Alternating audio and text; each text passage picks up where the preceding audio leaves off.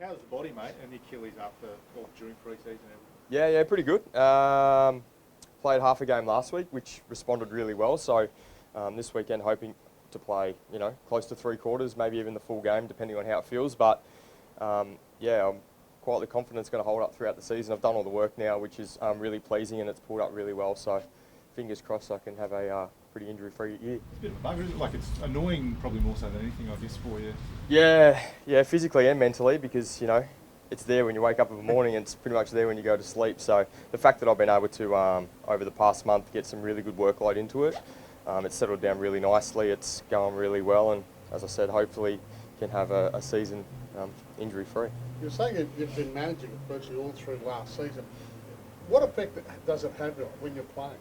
I guess as the game just goes on, it just becomes a lot more tired, and it becomes weaker, and I guess it just has an effect on you mentally and physically, as much as you don't want it to.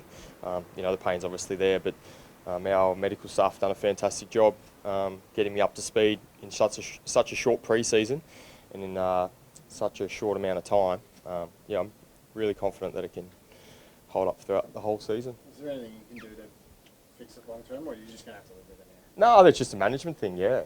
Obviously, the more load you can get through it, the better. But obviously understanding that you can't go over the top, otherwise it just responds a lot worse than if you load it properly. So, the medical team's across all of that. I'm across all of that, so it's just about managing it. If it starts to flare up a little bit, just taper back a little bit.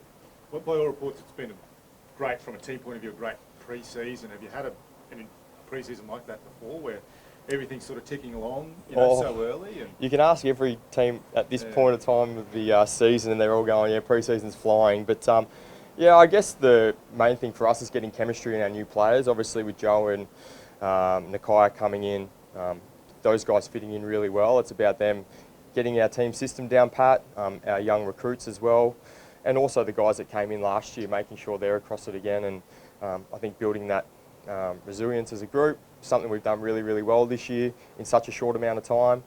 Our games I've been really impressed with, being able to actually sit back and watch them, our pre-season games, something I haven't really done before. It was great to see the intensity the boys have come back and played with. I think from all reports, we're going to get a great indication on the weekend when we play the Gold Coast Suns of just where we're at. Pretty happy with how all the boys have been ticking along.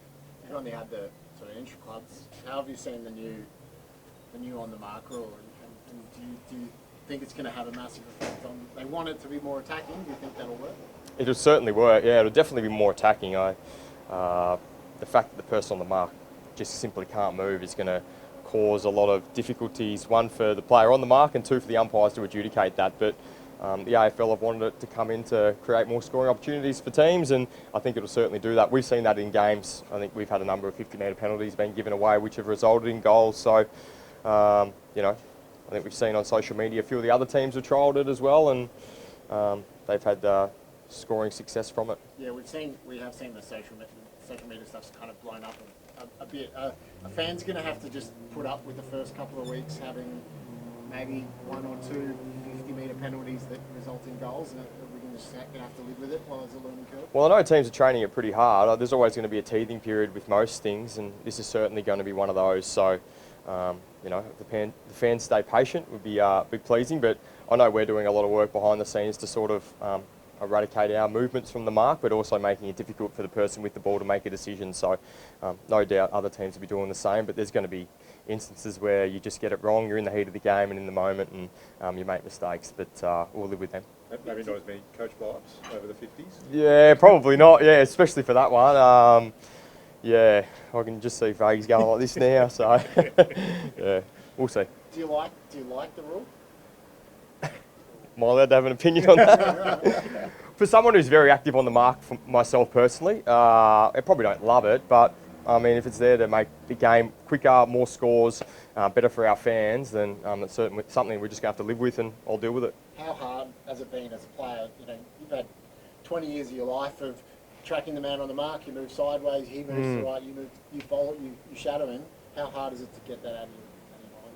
Yeah, it's difficult, but I mean, everyone's in the same position really. So, I'm not the only one that enjoys being on the mark and stopping the opposition from advancing down the field. So I'm sure there's going to be a lot of players that find it difficult, but just like every other rule change, we'll get used to it, we'll adapt, and the umpires will make mistakes, we'll make mistakes, but we just got to live with it.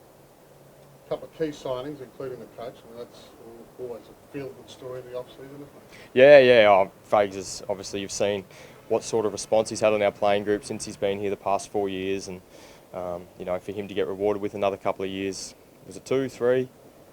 2? Yeah. He can stay on for as long as he wants, I reckon. But he's just such a pleasure for us as players, and just around the club, and everyone has such great relationships with him, staff and players. So really, really happy for him. Is it night and day in terms of 6-7 years ago when the Lions couldn't get anyone to sign long term with the young guys, and now no one wants to leave? And do you feel that difference?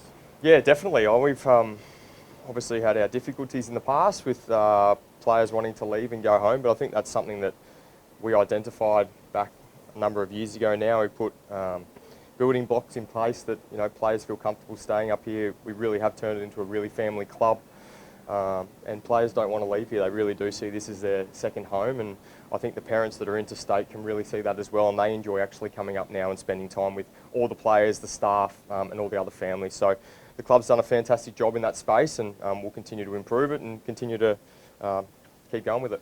Had a bit of time with Danaher the other day. He's a pretty impressive dude, isn't he? Yeah, Danny, he's going really well. So, it's going to be interesting to see how him, Eric, Macca, potentially Oscar all work in that forward line together. But it's a challenge they're extremely excited about, and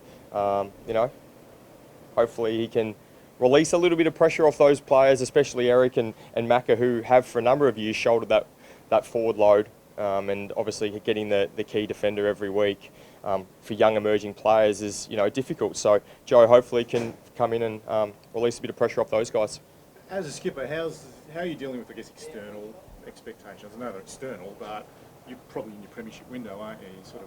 How does the club deal with that? Yeah, well, more than likely you'd have to think so, yeah. But I guess we can only focus on what we do from here on up until round one, really. I mean, we just got to keep building our game plan. There's going to be mistakes made along the way, and there's going to be games that we don't win and games we should have won, and there's going to be games that we do win where we probably shouldn't have. So there's a lot of things that go into a season, but it's really important for us as obviously myself and the leadership group to keep trusting the process, backing in Fags' words, and go with it from there. But we certainly feel as though we've got the list that can certainly challenge at that pointy end of the season, and that's what we're building towards now. Left field one for Olympics this morning, and great news for Brisbane. But I mean, there might be an end result that the Gabba, we get a new Gabba, or we get an even bigger facelift on the Gabba. Is that something you'd like to see? Oh, definitely. I think it's fantastic that we're going to potentially get the Olympics in 2032. It's something I know that Brisbane have probably wanted for a long time now. We've had the Commonwealth Games not so long ago, and more reports that was fantastic for the economy up here in southeast Queensland. So I'm sure that'll help as well, and the fact that the Gabba could get a facelift would be pleasing. Hopefully blow it out to about 60,000 people and take the Gabba at home games would be great.